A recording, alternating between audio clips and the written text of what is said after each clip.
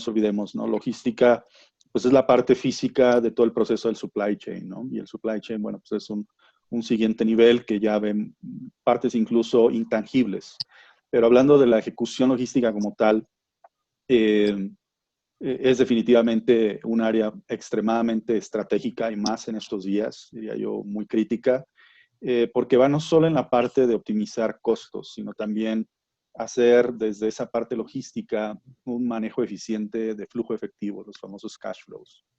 Y estos se definen desde los S&OPs, que son estrategias para las ventas, las operaciones y productividad, manejo óptimo de niveles de inventario, estrategias como el order to cash, el cash to cash, el just in time, el build to order, build to stock, y son cosas que se van alineando dentro de la logística que al final traen un componente financiero.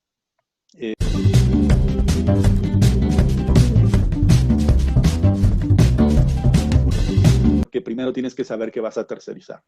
Es decir, si hay procesos que son ineficientes o que no están perfectamente definidos y los transfieres a un tercero, pues los vas a transferir con ese mismo nivel de insuficiencia o falta de definición. Y tercerizo alguna operación, llámese almacenaje o alguna otra, estas eficiencias a un tercero, estas eficiencias, pues las va a absorber el tercero, es decir, todos esos ahorros de llevar el indicador de 8 o de 70 a 90 o 95 y el costo de 10 a 8, pues seguramente así lo va a cotizar el tercero, ¿no? Entonces, aquí, ¿cuáles son las actividades que agregan valor y que son de mi core business y son estratégicas para mí? Mantenerlas dentro como insource o como una parte core de mi negocio y las que debo de tercerizar o mandarlas a ese proveedor y que él las va a sofisticar y las va a hacer mucho más eficientes, ¿no? Entonces ahí es donde viene ese 10% de eficiencia, es decir, cuando ya estás al 90%, pues puedes exigir que el 90 sube al 93, luego al 95, 97, hasta llegar a una tendencia al 100%. Financiamiento. Es decir, gran parte de las logísticas, una de nuestras ventajas es los créditos que otorgamos a los clientes cuando las líneas de transporte, hoy en día el recurso y el flujo es fundamental, entonces recortan los días de crédito y ahí es donde entra la logística y te dice, bueno, te voy a cobrar tal vez 1,000, 2,000, 3,000 pesos más que la línea, pero te voy a aguantar los 45 días que me pides, ¿no?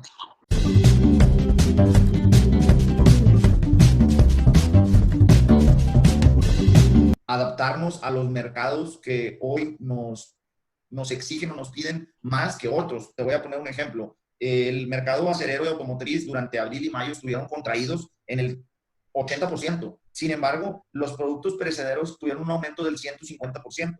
Bajas y la más grande y más fuerte es la digitalización y la velocidad. Estaba leyendo hace poquito que la brecha tecnológica o de velocidad, digamos, capacidad de comunicación, protocolos y la parte tecnológica en general enfocado a la logística, había adelantado en 3 meses prácticamente todo lo que se tenía proyectado que sucediera entre 10 y 12 años, ¿no? Que puedes tener presencia en tiempos y en formas de manera instantánea y accesos a otros mercados que no teníamos o que no se tenían algunas empresas.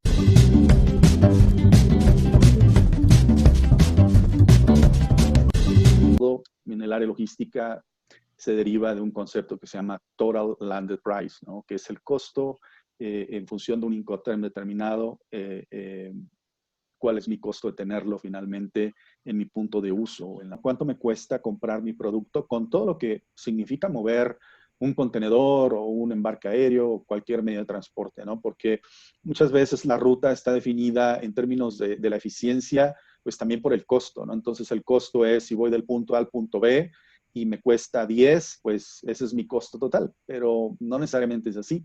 Hay una serie de sobrecostos en esa ruta o en esa forma de hacer ese comercio exterior que mencionan, que tal vez me puede empujar otros costos, ¿no? En la forma como definí que ese iba a ser el Incoterm, ¿no? Cedo control a alguien más sobre mi logística, entonces puedo empujar ciertos costos de demoras, de almacenajes, ineficiencias en el proceso. Entonces, al final, si viene de manera transaccional, aparentemente solo pago 10, pues tal vez mi costo real sean 13. Entonces, ese es mi total landed price, ¿no? Ese es mi costo de poner un producto del punto A a punto B si lo ven ustedes de manera simplista o de forma transaccional, ¿sí? Entonces, ¿qué es importante observar en las rutas de transporte? Pues hay varios factores, ¿no?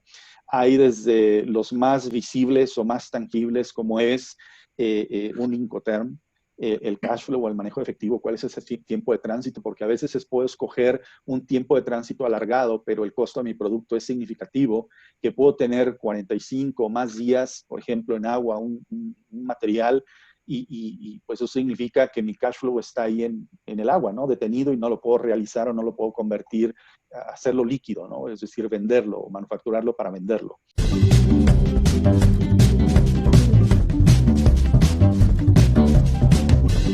Es regular, ¿no? Desde el punto de vista software o la parte digital, la parte infraestructura, pues en realidad no ha cambiado. Esa es la realidad. Hay una cantidad importante de proyectos como inversión, la ampliación en Veracruz, la ampliación en Manzanillo con Contecón, la subutilización de Lázaro Cárdenas por temas de la naviera que domina y controla el puerto, el caso Ensenada, algo muy parecido, pero que está de alguna manera impactado por ciertos temas políticos con el caso de Long Beach. Y así, ¿no? Podríamos irnos el tema del aeropuerto de la Ciudad de México, que antes de cualquier decisión ya era inclusive insuficiente. Y a manera de infraestructura interna, de carreteras, es muy pobre, ¿no? Hay un déficit más o menos como del 70% de lo que es el modelo y los volúmenes logísticos versus lo que tenemos como infraestructura en México. Si es caso ferroviario, pues es, creo, el atraso aún mayor, ¿no? Porque tenemos una infraestructura ferroviaria que tiene más de 100 años de construida de uso, ¿no? Básicamente se han dado mantenimientos a un segmento el más utilizado de estos, pero mucho tiene que ver pues por las concesiones y el mercado que está dominado por dos grandes corporativos, uno mexicano y el otro americano, Kansas City y Ferromex, ¿no? Sucede un fenómeno que, bueno, previo al año nuevo, pues hay una cantidad importante de embarques para poder abastecer las cadenas de suministros y que no queden insuficientes, digamos, durante ese periodo que China se va de vacaciones, ¿no?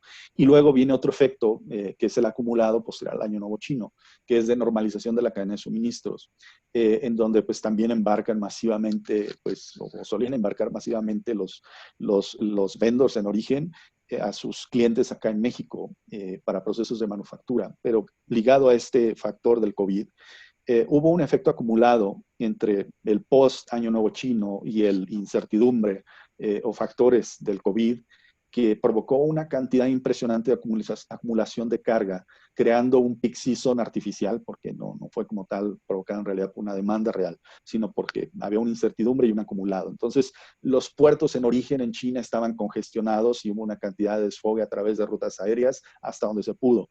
Pero aquí en México, un puerto como Manzanillo, que es el más, digamos, enfocado a esta ruta, se colapsó. Y se colapsó por varios factores, pero uno de ellos fue esa falta de preparación en infraestructura, de qué pasa cuando tengo la llegada en simultáneo de una cantidad importante de embarcaciones que requieren de manera eficiente ser descargados y poder ser enviados de regreso a aguas. Y así, y en realidad el incremento de carga era más o menos equivalente a un 15% más de lo que era el mes de octubre. Durante 2 semanas únicamente se concentró, ese fue el tema, que en un corto periodo de tiempo pues, se concentró una alta demanda y además había turnos incompletos dentro del puerto de Manzanillo en esta sana distancia. Entonces,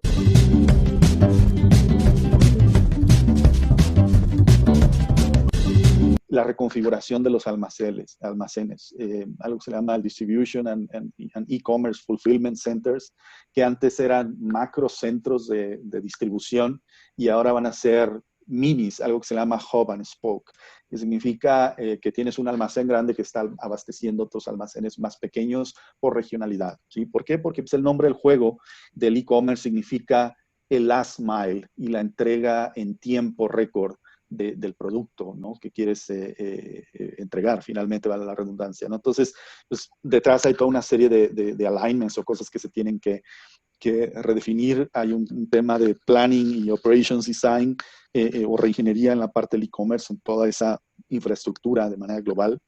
El consumer direct va a ser algo que va a dominar mucho más, es decir, que no tenga que pasar por un almacén, algo que puede ser muy parecido al dropshipment, ¿no? Pero en donde se conecta al proveedor con el cliente directamente.